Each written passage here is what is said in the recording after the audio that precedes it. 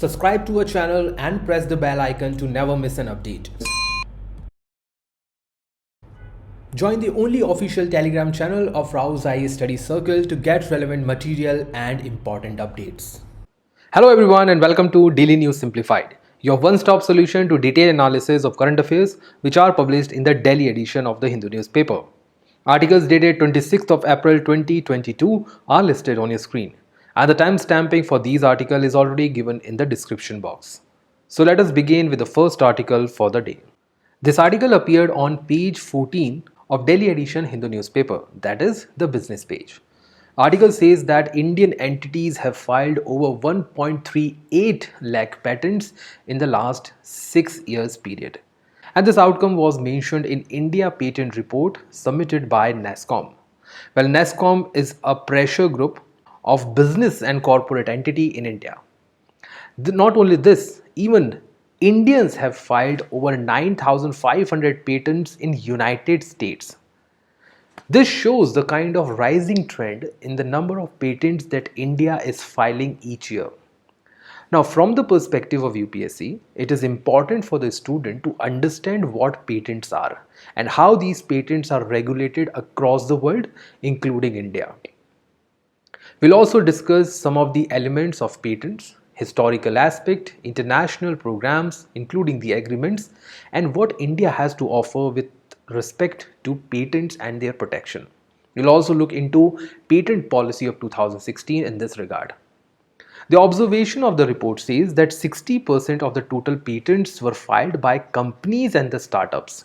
The other 40% were either given by the government entities, including the public sector undertakings like Indian Space Research Organization, Bharat Heavy Electric Limited, or even the Indian Railways. It also extends to the defense sector such as DRDO. 17% of the technology patents were filed by the individuals in the country. It also includes the Android apps. 45% rise or increase was seen in terms of patent filing in the startup sector. This is a good sign, and you can also quote this as one of the instances in your mains answer writing. 21% of the total tech patents were related to the software application, including both your computer as well as mobile phones, and also extended the same from the health sector as well as the medical devices. If you are new, you must know that during the COVID-19 crisis of 2020, India was one of the nations who has registered the highest number of medical devices and healthcare equipments in terms of patent. Now, the relevance of this article is straightforward. We should know everything about the report as well as the patents. In the mains examinations, question could be put up in General Studies paper 3 with respect to patent under World Trade Organization. If we go by the report published on the website known by the name Intellectual Property or ipindia.gov.in, which is functioning under the Ministry of Commerce, we'll find that in the last 5 years, the highest number of applications for the patent were registered by Maharashtra, followed by Tamil Nadu, Karnataka, Delhi, and Punjab. If you go through the exact data of India's industrialization, you'll find that these are the top industrialized states in the country. However, there were certain surprise elements in this report as well. The first one was the ranking of Gujarat.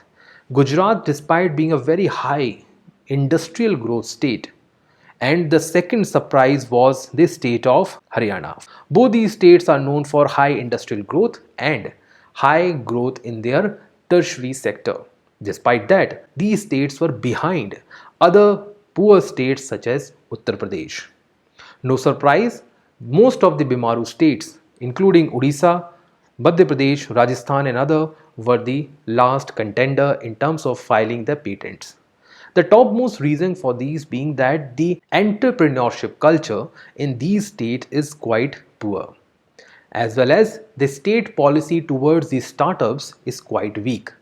If we go by the trend of number of patents and other intellectual property filed by different entities in the last 5 years, you'll find that the highest number of patents or highest number of intellectual property is registered from the trademark.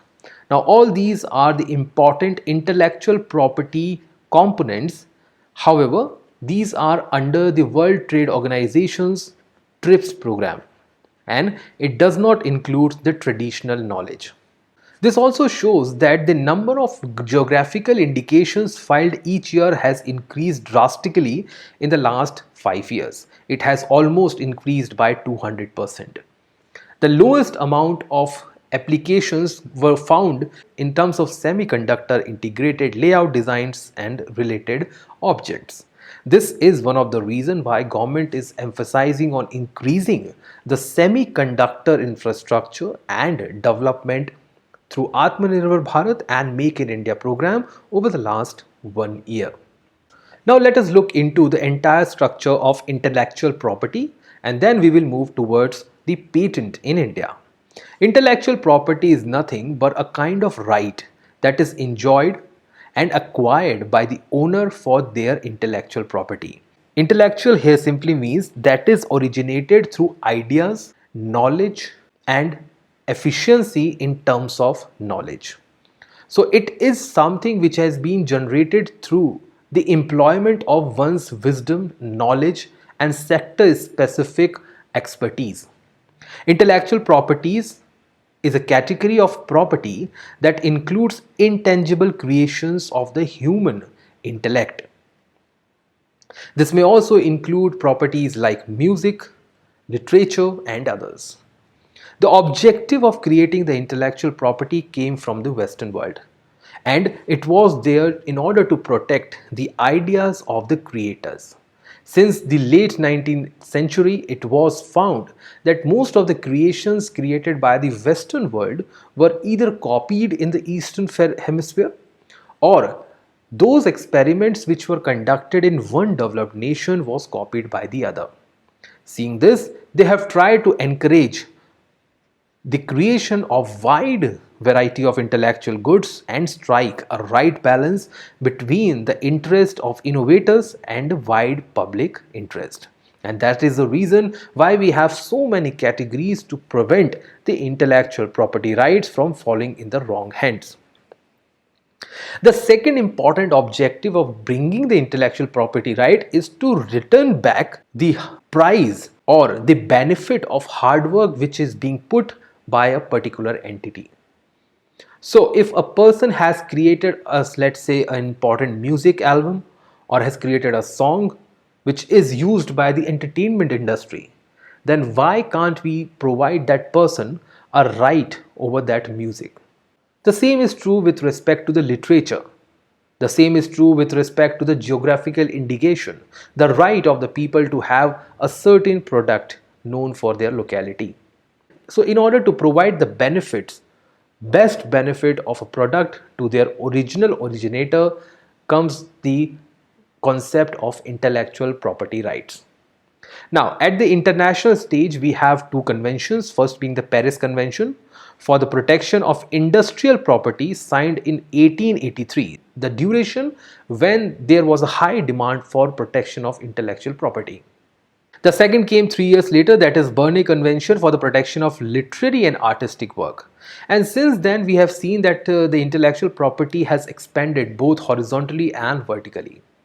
At international level, World Intellectual Property Organization is the prime institution to protect and safeguard the intellectual property. In fact, IPR have been outlined in Article 27 of the Universal Declaration of the Human Rights. So human rights has also the another dimension with respect to the intellectual property rights. Even the World Trade Organization since 1995, through the agreement of trade related aspects of intellectual property right, has tried to protect as well as encourage the intellectual property across their member countries. World Intellectual Property Organization was founded in 1970 and is one of the 15 specialized organizations of UN.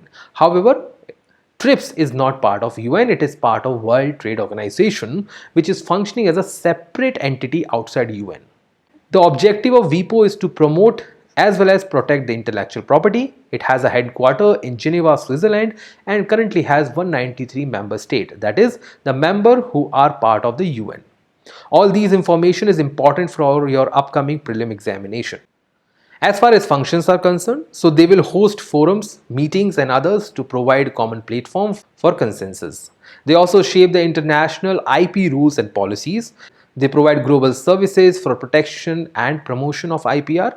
They resolve the IP related disputes, and they also provide uniform standards and the infrastructure in respect to the IP related matters. Now coming to the TRIPS. TRIPS is part of World Trade Organization, and it is an agreement which member countries of World Trade Organization have to sign.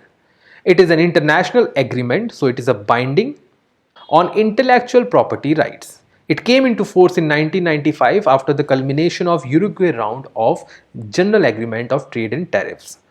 It is applicable and binding on all the WTO members. So once a country becomes a World Trade Organization member, it has to abide by the TRIPS agreement.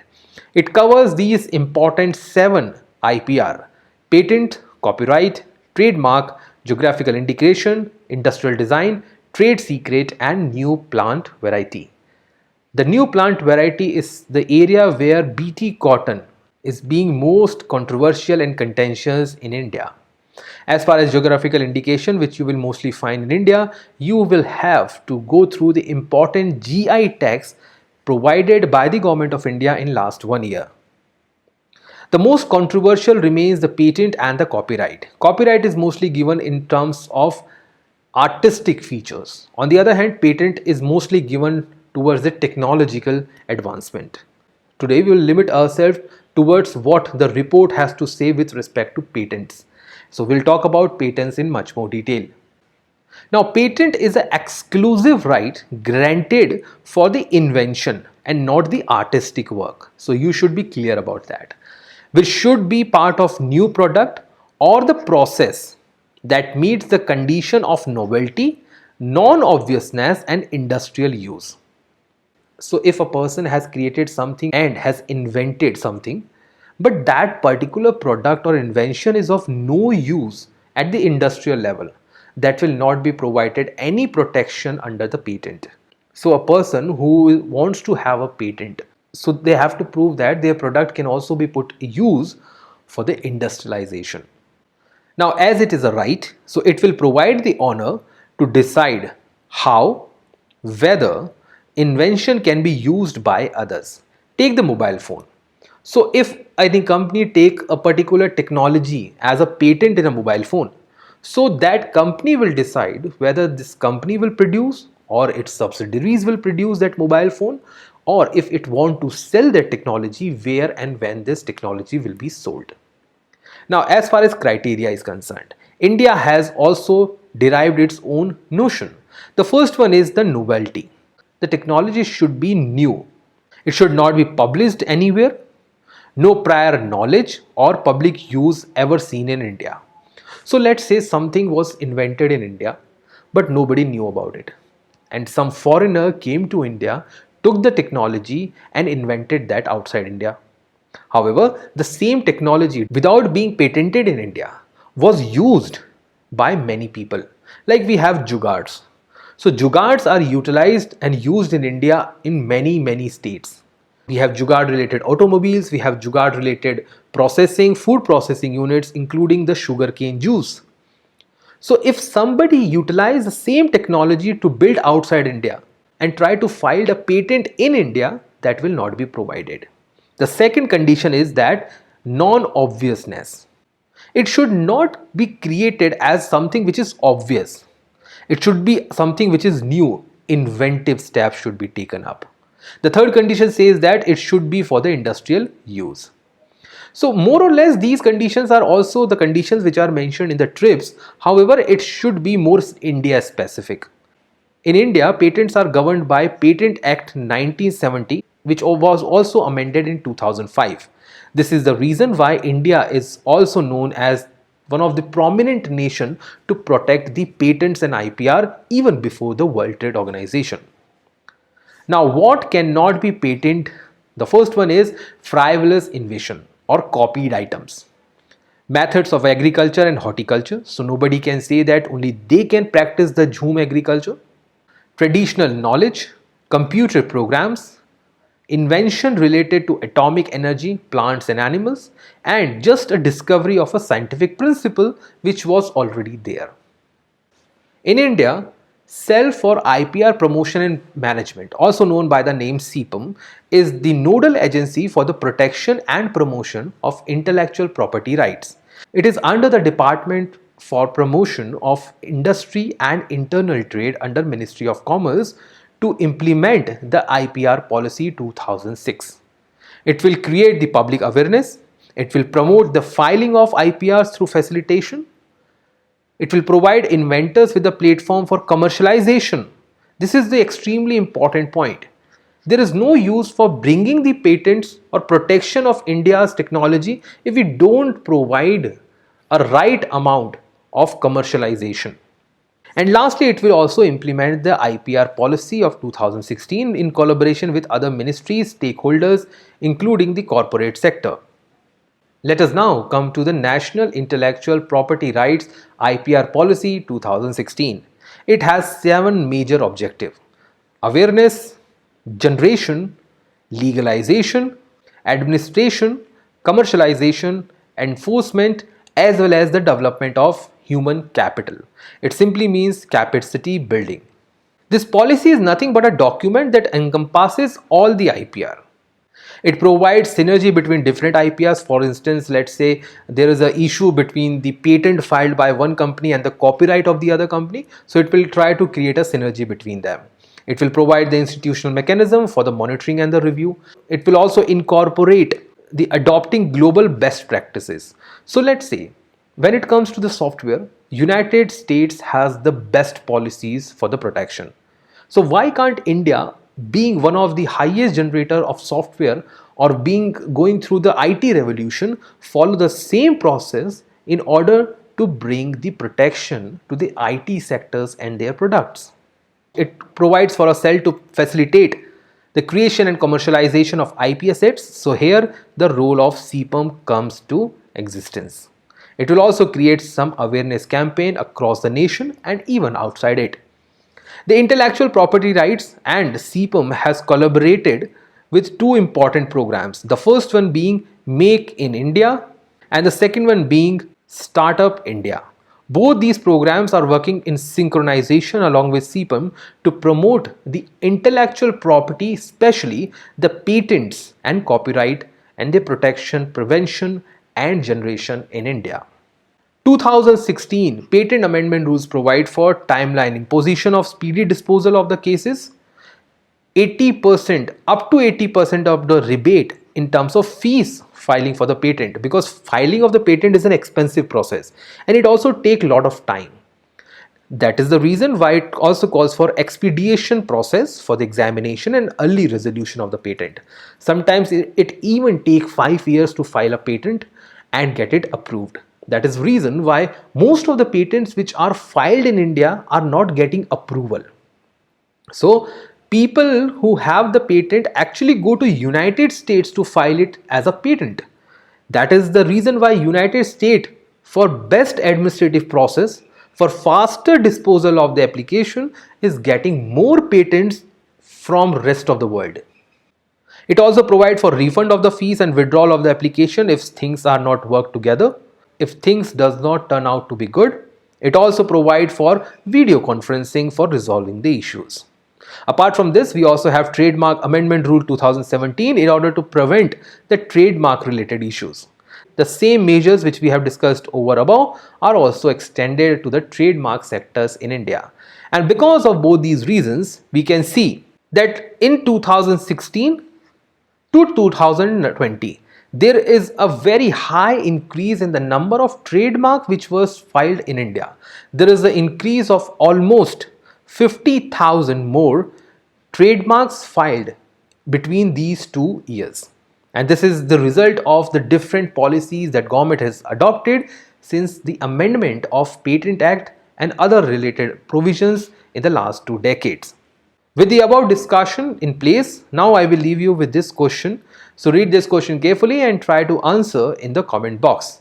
Let us now move to the next article for the day. This article appeared on page 6 of Delhi edition Hindu newspaper, that is the page for editorials.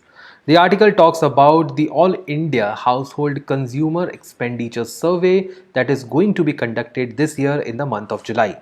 Now, the article has critically analyzed the survey from the basis of how policy parameter in terms of statistics is being taken up in India. The last survey of the similar nature was conducted in 2017. So, ideally, this is the right time to conduct this survey as it is conducted every 5 years. But the real issue rises when India's official machinery find it difficult to conduct such kind of survey because most of the time it has been observed in last few years that reports of statistical surveys are not being made public.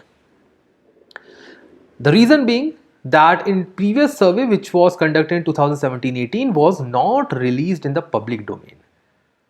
The reason which was cited by the government was that there was a discrepancy in terms of the data collected and it was found to be quite biased in some parameters. The issue which was raised later on by the Statistics Ministry or the Ministry of Statistics and Program Implementation has flagged that there were too many discrepancies and data quality issues which has led to the divergence between what was estimated to be the consumption level and what is the actual output of goods and services.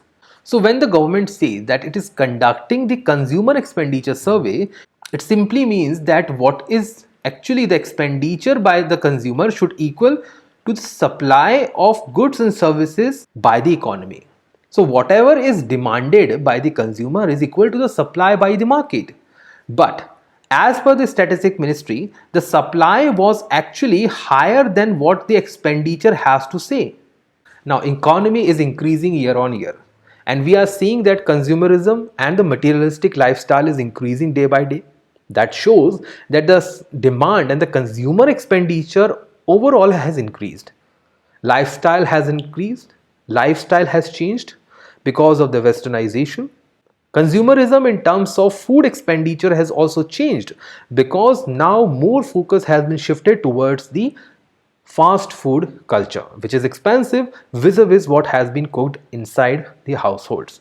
So this was the actual discrepancy which was highlighted by the Statistics Ministry.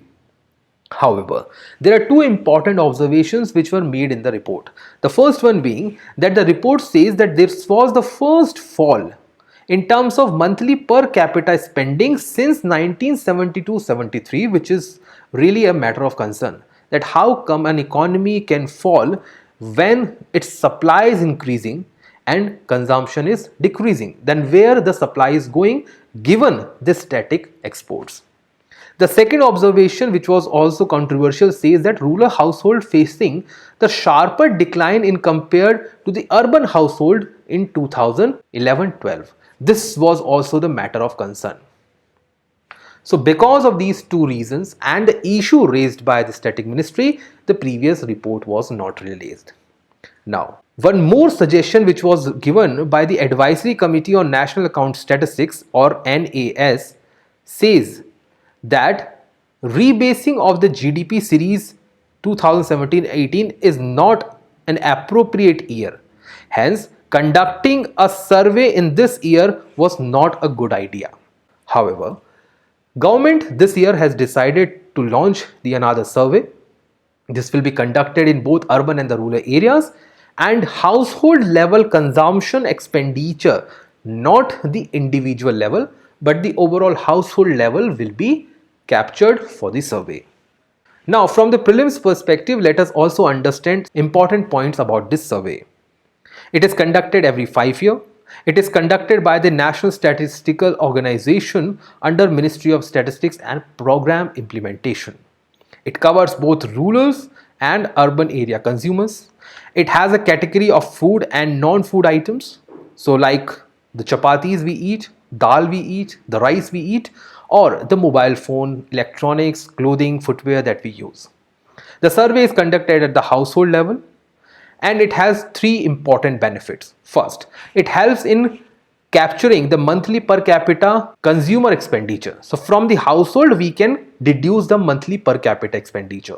The second benefit is that it will help in estimating the poverty in India, because the current poverty estimate based on the Suresh Tendulkar Committee 2010-12, is based on the consumption expenditure of the consumers.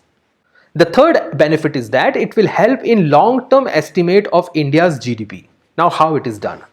If you go through the 12th class macro NCERT, you will find that GDP equals consumption expenditure plus investment or capital formation plus government spendings plus export earnings minus import expenditure.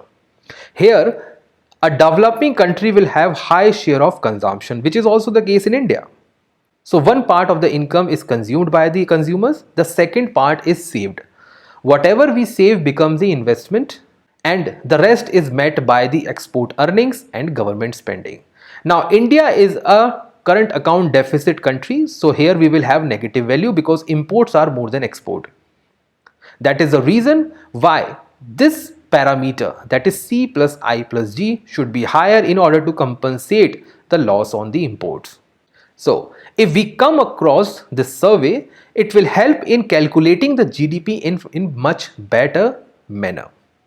With this discussion in place, I will leave you with this question to practice. So read this question carefully and try to answer in the comment box.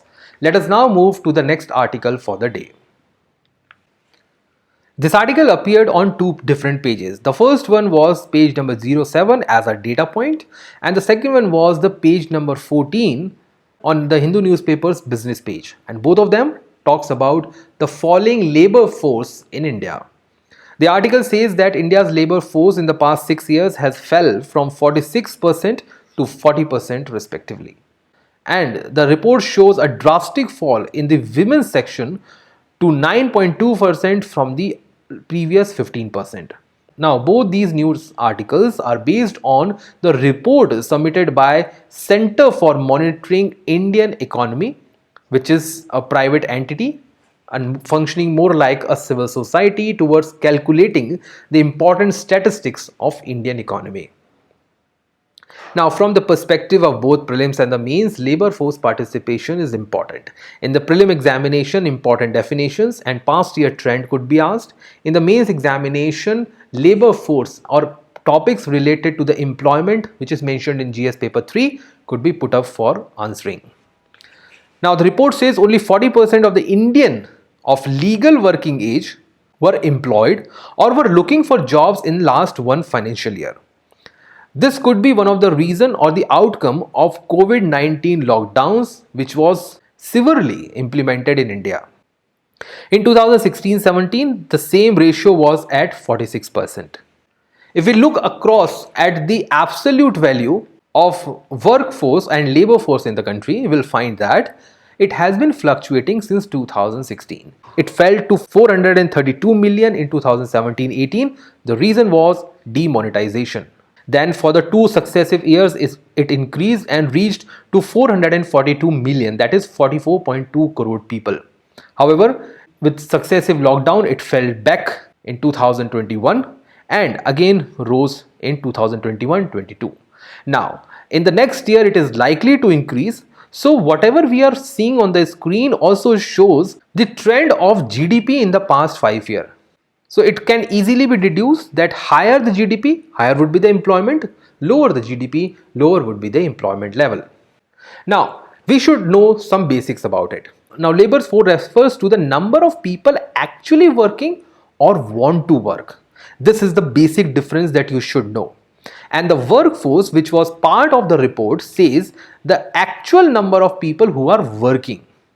And difference between both of these shows the number of people who are unemployed. So labor force participation rate shows the number of employed and number of unemployed people who are looking for employment based on the total population. The workforce participation rate shows the number of employed people and not those who are looking for employment. Like most of the students who are preparing for civil services will fall under the first category because they are unemployed, but they will become part of the employment in the future. But as of now, they are not working. Some of them might be working as well as studying together. So they will fall in the second category. So if we follow the important table or the report analysis, we'll find that there has been a decline in all three categories: urban, rural and the overall. However, the overall difference between the rural was less than that of urban. So decline in urban areas as far as workforce is concerned is more. As you can see, the overall and the rural share is almost parallel to each other, not much a difference. However, there is a very high difference when it comes to the overall and the urban area. That is the reason why there has been a quantum fall in terms of workforce in the country. Now, when workforce is falling, it means the people who are looking for employment is increasing because the population will remain high. Population has remained high. People who were working is now low, which means the employment level has increased.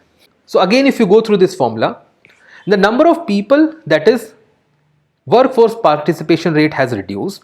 So the first part of the above formula has reduced, but the second part of the above formula will rise. That is the reason why the difference in both these parameters will rise and the unemployed people will ultimately increase. This is the reason why the upcoming periodic labor force survey will show a higher level of unemployment in India. So if we go through the important statistics mentioned in the newspaper, we'll find that the highest fall in terms of workforce was seen in Tamil Nadu. Most of the southern states and central India states, Maharashtra, Kerala, Andhra Pradesh, have shown the negative growth when it comes to the workforce. Surprisingly, there was just one state in the country, that is Rajasthan, that has seen the rising of employment as well as the workforce across the state. And this is the reason why all of the states in the India have not shown the consistent fall in the workforce and consistent rise in the employment ratio. If we try to analyze the urban-rural share, we'll find that as far as rural area is concerned, there are more states which have registered a positive growth. But in terms of urban areas, there are just 2-3 states, Rajasthan, Haryana, Jammu Kashmir and others, which have registered the positive growth. Now, here we'll find that Haryana shows a higher increase in the workforce ratio in urban category. But when we take Haryana to the rural category, the things will change and it will turn into negative. Overall, if we combine together both urban and the rural, it was just Rajasthan that have shown a higher positive growth rate. With this discussion in place, now we will move to the next article for the day. This article appeared on page 10th of Delhi edition Hindu newspaper and talks about a warning sign given by the Supreme Court, where Supreme Court has directed states as well as the union territories for not having implemented or not yet framed their own policies to rehabilitate children in street situation. Now this is important category for your Indian society in GS paper 1. And to implement the standard operating procedure for care and protection of children in street situation 2.0, which is also known by the name SOP 2.0. SOP 2.0 was created by National Commission for Protection of Child Rights along with Save the Children NGO. Now, as states have not framed these policies, it is important for us to understand the current status of how these children are being taken care of. And what is SOP 2.0? The SOP 2.0, created by National Commission for Protection of Child Rights, has framed the standard operating procedure SOP for the caring of these children. It will provide a comprehensive package for the intervention for families of CISS. Now, to your clarity, I would like to differentiate between CISS and other children or the orphanages. CISS are those children which have families in one way or the other. SOP 2.0 will provide a social protection, maybe a monthly stipend or monthly money to these families of these children which are with or without their families, but they are not orphans. They have cross-cutting issues of disabilities, or they may be subjected to the substance abuse. They may belong to any age, any gender, will be included in the category of CISS. Now, according to the SOP 2.0, there are three categories of children in street situation. The one which are without the support, living on the street all alone, but they are not considered as orphans. They might have been separated by the families or they were subjected to the flesh trade. Then there are the children who are staying on the street in day and go back home at night with their respective families, who might be residing in the slum areas or hamlets. You might find such kind of children, that is the second category, at the highest share. These are the children who are working as a cobbler, rag pickers, and others. And the third category is the children who are living on the street with their families. So all these category of children are found in abundance in urban areas. So what about these children? They do not have access to good health. They do not have access to good education. Most of them are either begging on the street or they are subjected to the child labor. So this is the reason why SOP 2.0 was created in India, to provide them social protection as well as social assistance. However, unfortunately, most of the states and even the union territories, which are mostly urbanized in their nature, have been found to be failed in this important parameter.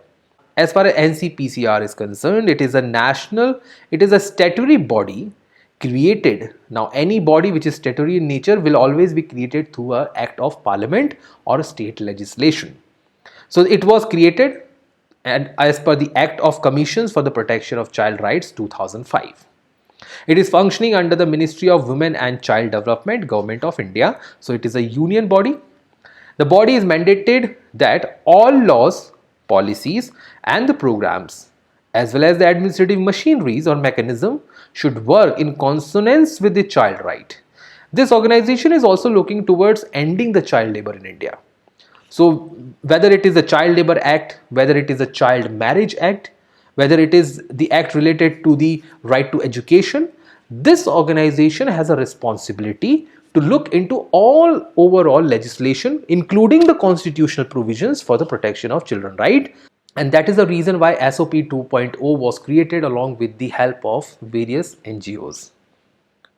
With this discussion in place, let us now move to the last article for the day. Now we come to the last article for the day. This article was published on page 14 of Delhi edition Hindu newspaper, and it is based on the SIPRI report on defense trade across the world. India is now the third highest military spenders as per this report, and it is a good sign because few years back India was considered to be one of the highest importer of defense equipments. Thankfully, now India is not.